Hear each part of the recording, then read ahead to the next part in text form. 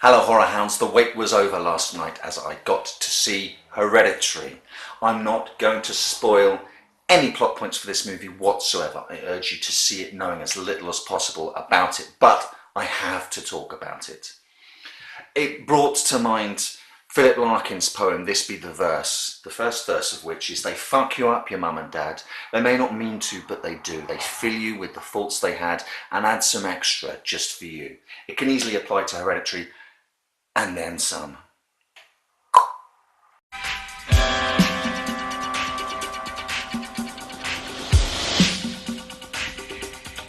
Straight off the bat, there are a couple of things I wanted to know, so I'm going to assume other people will want to know as well. That ridiculous quote that's in all the promo, this generation's The Exorcist, no, that's only going to hurt your experience of the film. Some journalists must be really happy they got their quote on all of the posters, but put that to one side. For a start, it implies that each generation has an exorcist, and that's nonsense. The other thing you'll want to know, though, is, are all these five-star reviews, glowing reviews and sound bites and praise, is that hype or is it justified? It's justified. It's justified. Not everyone is going to dig this film. You get groups of people who are evangelical about films like It Follows and The Babadook, and other people who just don't get it and say they're not scary, even suggesting that they're not horror films, which is nonsense. Hereditary, make no mistake, is a horror film. It's not a psychological thriller. It's an out-and-out horror film. It will not be for some, but by golly, it was for me. This is a feature film debut for Ari Aster, who wrote and directed it. This is his first feature film. This is another way that this film gives me The Witch vibes. I'll get onto that a little bit later.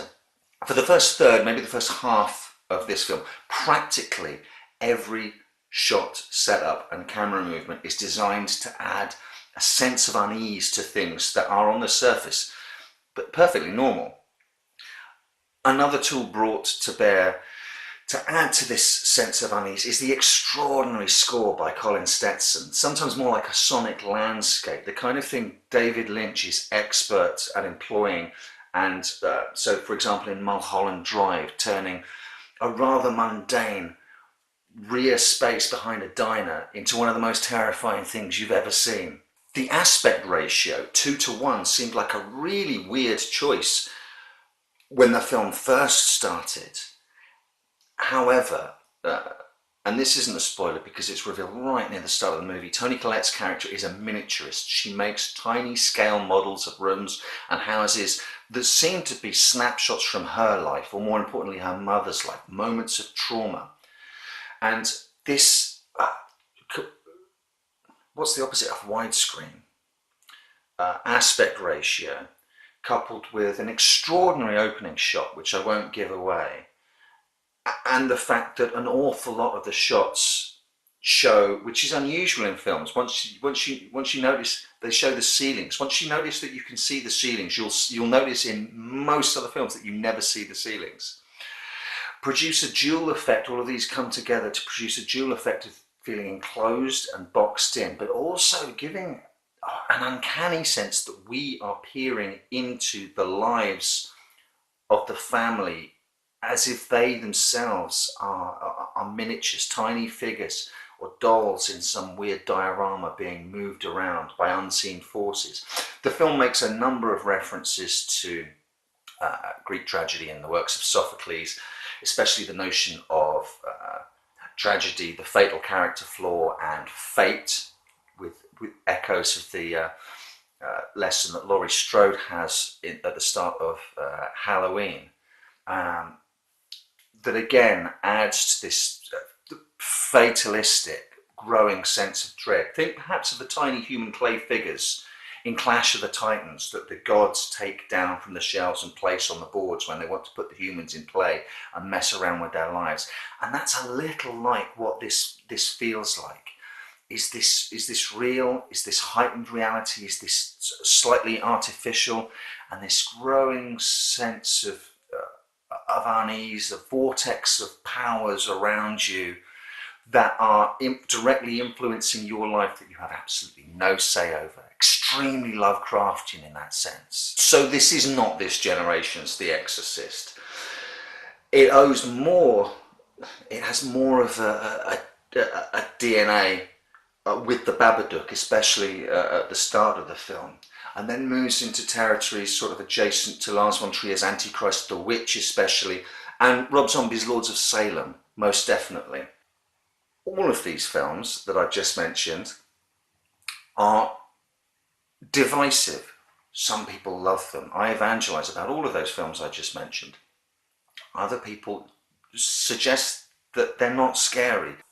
My thoughts on Hereditary is that it's sort of the Anti Conjuring. A friend of mine I went to go and see this with last night came out and said it felt derivative, and I completely disagree.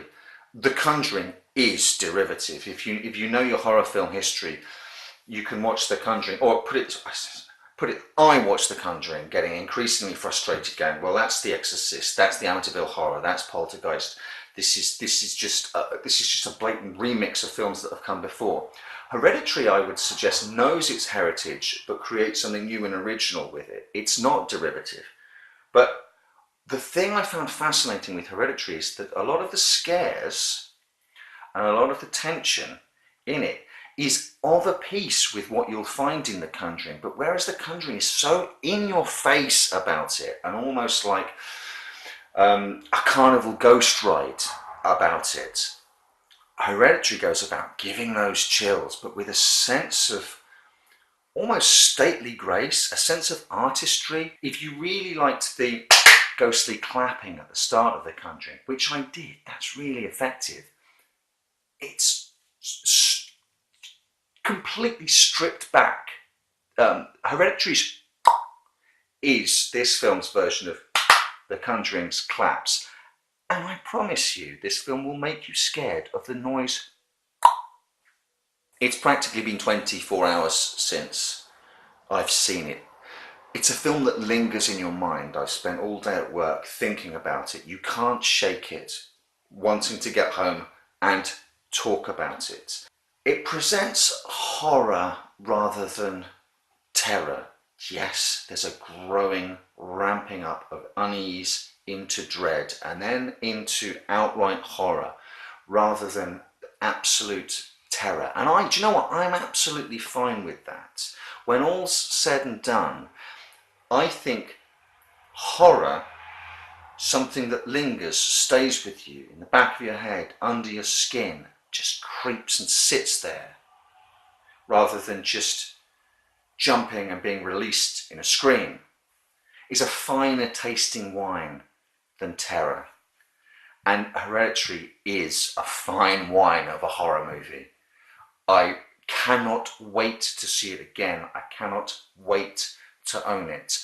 If I was programming an evening, and it wouldn't be a fun evening, but it would be a freaking intense evening, I would watch The Witch, followed by Lars von Trier's Antichrist, followed by Hereditary.